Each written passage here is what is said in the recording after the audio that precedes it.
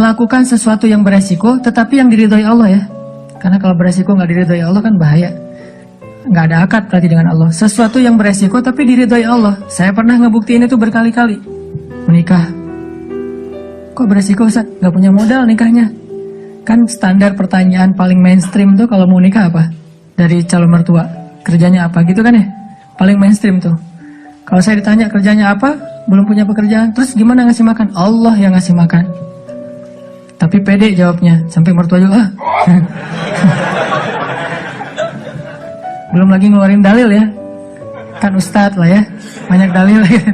Ayat, hadis, banyak lah udah saya kumpulin bisa jadi satu buku tuh. Khusus ayat dan hadis untuk melamar. Mudah-mudahan nanti bisa di-share ayat dan hadis bahan untuk melamar, nembak calon mertua lah. Pak, itu ada tuh hadis ya. Cuman saya agak-agak ragu nih bunyinya kayak gimana tuh, kurang lebih sih yang pernah saya dengar dari ustadz. Nih hadis sahih loh Pak. Kalau datang seorang pemuda yang baik akhlaknya gitu kan ya. Jangan ditolak. Itu saya pernah dengar, Bapak pernah dengar? Pernah sih. Nah gimana Pak? Saya beres langsung urusan. Masa dia mau nolak hadis kan ya? Ingkar sunnah tuh udah jadinya bahaya. Duh jangan pakai hadis deh dan segala macam. Nggak mungkin dia ngomong kayak gitu. Nikah tuh nggak punya modal tapi ya bismillah aja lah. Gambling kan. Masa saya mau taat kepada Allah dibiarin telantar kan nggak mungkin. Kan menikah itu untuk taat kepada Allah kan. Nggak hawa nafsu. Emang hawa nafsu. Masa nikah nggak pakai hawa nafsu? Ini ada yang keliru di masyarakat kita. Katanya nggak boleh menikah karena hawa nafsu. Bukankah nikah itu adalah solusi buat hawa nafsu? Lo nikah nggak karena Allah tuh, karena nafsu. Nggak berbenturan dua hal ini. Tapi kalau dia menikah karena hawa nafsu dan ingin menghalalkan dengan terhormat hawa nafsu itu namanya karena Allah. Nggak ada cerita karena Allah berarti nggak melibatkan hawa nafsu. Nggak kayak gitu sih bahasanya. Sama kayak kita kerja nih. Lo kerja karena pengen gaji itu bukan karena Allah. Pengen gaji dan karena Allah itu nggak berbenturan. Kenapa kita pengen gaji? Karena kita pengen mendapatkan rezeki yang halal dan menafkahi keluarga. Dan itu semuanya karena Allah. Jadi nggak dibilang, gue jangan mengharapkan gaji, harapkan pahala. Pahala itu salah satunya gaji. Karena pahala dalam bahasa Arab nggak ada pahala, yang ada al-jaza, al-ajru. Al-jaza itu artinya balasan, al-ajru itu artinya upah. Upah itu bisa dalam bentuk kesehatan, bisa dalam bentuk materi uang, bisa dalam bentuk kebaikan di akhirat, bisa dalam bentuk terhindar dari api neraka, dan seterusnya. Itu al-jaza, al-ajru. Termasuk mendapatkan hak kita dalam sebuah pekerjaan. Nggak masalah mengharapkan, saya kerja di Telkomsel, kenapa? Gajinya gede. Nggak apa-apa. Selama yang kita dapatkan itu halal. Tapi kalau yang kita kejar gaji gede dan syubhat, apalagi haram, itu bukan karena Allah. Termasuk menikah.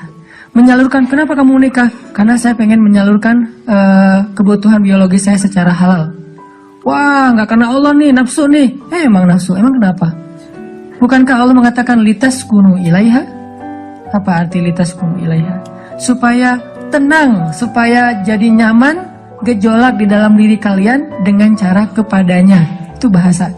Dan di Al-Mu'minun juga dikatakan, walladzina hum li furujihim hafizun.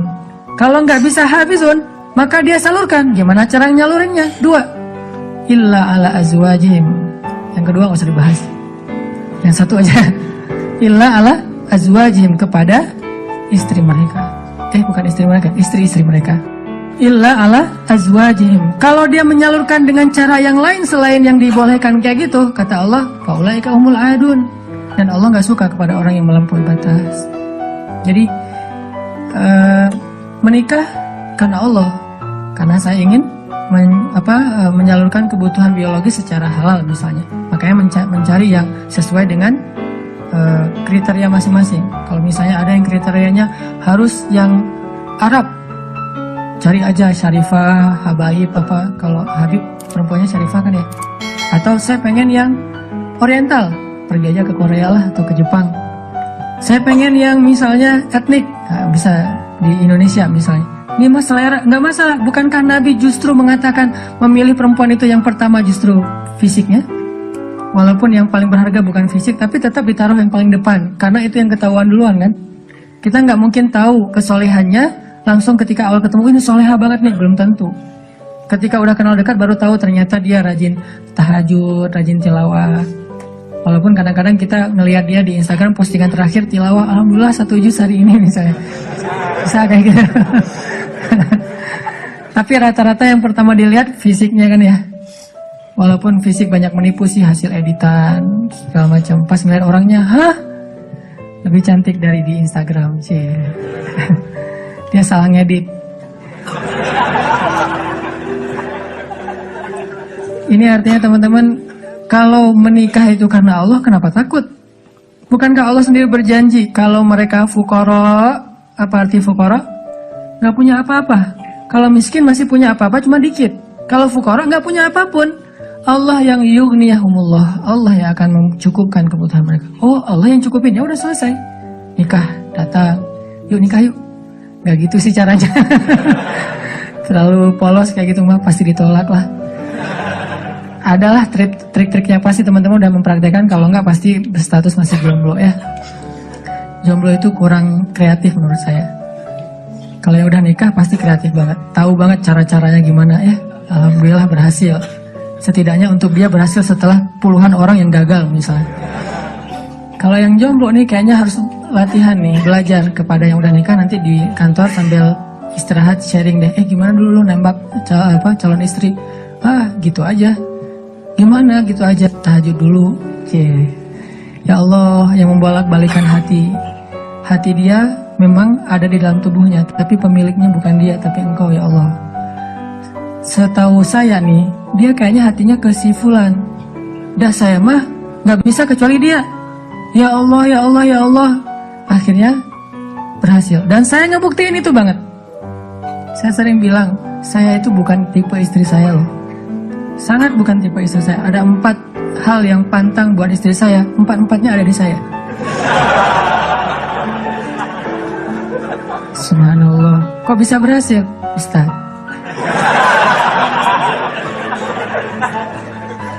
Dia berdoa, ya Allah, jangan itu, jangan itu, jangan itu, jangan itu. Saya cuma berdoa sekali, ya Allah, please yang itu. Ternyata tiba-tiba ya, kelepek-kelepek gak berhasil dia. Saya tanya, kenapa kamu milih saya? Bukankah 4-4-nya ada pada saya? Pertama, gak mau orang Sumatera. Katanya orang Sumatera itu keras. Saya? Dulu. Orang Sumatera itu keras. Orang Aceh, Sumatera, kuliah di Mesir. Nggak Mesir mah, Sumateranya Arab. Kan Arab juga ada Sundanya, ada Jawa ya.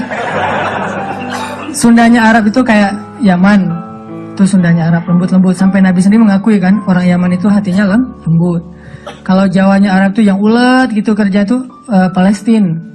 Karena Palestina itu terkenal dengan keteguhannya.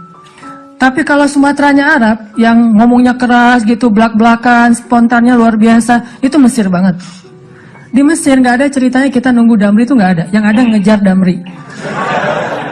Kita nunggu di halte, Damri ngeliat kita makin iseng tuh, dicepetin. Mahasiswa cepat begitu. Kita lari ngejar.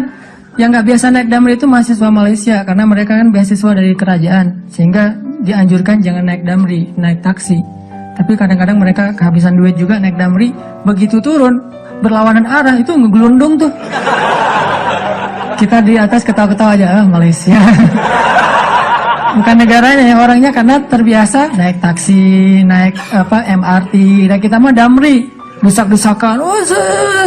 Kalau udah ramai di dalam Damri marah-marah, sallu ala Nabi, udah sallallahu alaihi wasallam. Cara paling sederhana mendamaikan orang di Mesir itu suruh salawat.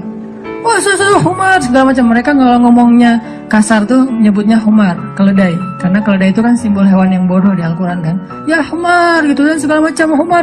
Sallu ala Nabi sallallahu alaihi wasallam. Mulai lagi gitu. Tapi pas salawat mereka bisa cooling down dulu dikit. Saking menghargai Rasulullah ya. Kadang-kadang ada juga yang sambil marah. Sallu ala Nabi sallallahu alaihi wasallam. Di Mesir, orang Sumatera kuliah di Mesir, kebayangan? Udah Sumatera itu mungkin agak keras, kuliah di Mesir. Jadi wataknya tuh terbentuk dengan 2 negeri. Alhamdulillahnya ketemu orang Jawa yang mungkin beda banget dengan Sumatera. Nggak mau dia orang Sumatera. Saya Sumatera. Sumatera Aceh pula. Dan Aceh di tempat markasnya GAM. Aceh PD. Dan itu kan gam dulu banyak di situ ya. Terus yang kedua, nggak mau yang kulitnya dof. Kebanyakan ke pantai misalnya. Saya nyebutnya nggak dof sih, nyebutnya eksotis gitu. Ketiga, nggak mau yang berewokan. Nggak usah tanya kenapa. Keempat, nggak mau anak pesantren. Ini juga nggak tahu kenapa nih. Empat-empatnya ada di saya nih. Ya Allah, please jangan itu. Ya Allah, saya pengennya itu. Kuat-kuatan doa. Ternyata doa saya lebih diijabah. Tadi kan, Ustaz. Pas ketemu sama dia, kenapa kamu mau sama saya? Padahal empat-empatnya ada di saya. Karena kamu punya yang kelima. Apa? Hati kamu. Nggak gitu sih ngomongnya. Yang jujurnya bukan itu mah versi jaim ya. Kalau versi jujurnya, kenapa? Karena kamu pelet gitu ya.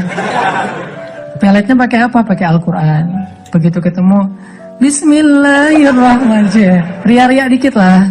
Tapi ria untuk kebaikan kan, biar dapat seseorang yang sesuai dengan isi hati.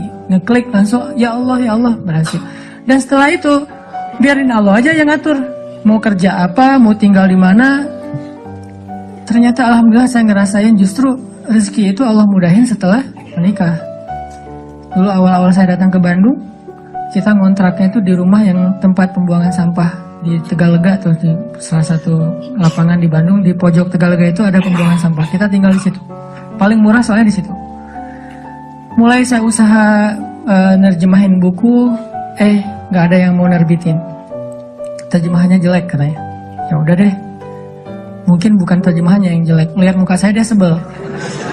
Banyak orang yang lihat muka saya tuh sebel, termasuk tadi calon istri saya pertama ngeliat muka saya, apaan sih nih orang kayak gini banget. Sekarang kok gini banget ya kamu.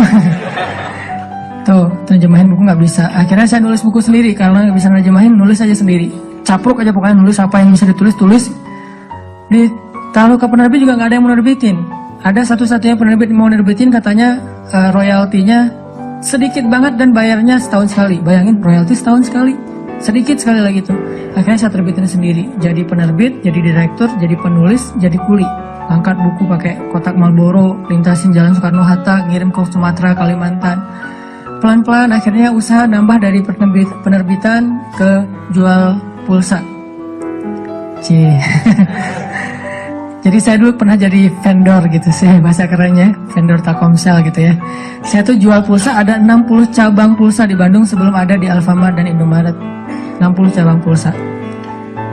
Terus nambah lagi ke jual beli mobil second. Beli, jual, dikira orang kaya banget, padahal gonta-ganti aja karena emang dijual. Tapi yang harga murah di bawah 100 juta, bukan yang mobil-mobil mahal. Terus coba-coba di properti. Ternyata Allah mudahin setelah menikah. Karena kenapa? Allah yang janjiin. Allah nggak mungkin ingkar janji. Gambling dikit lah di awal. Tapi di tengah dan di akhir kita akan melihat banget gimana Allah nunjukin kebenaran janji-janjinya.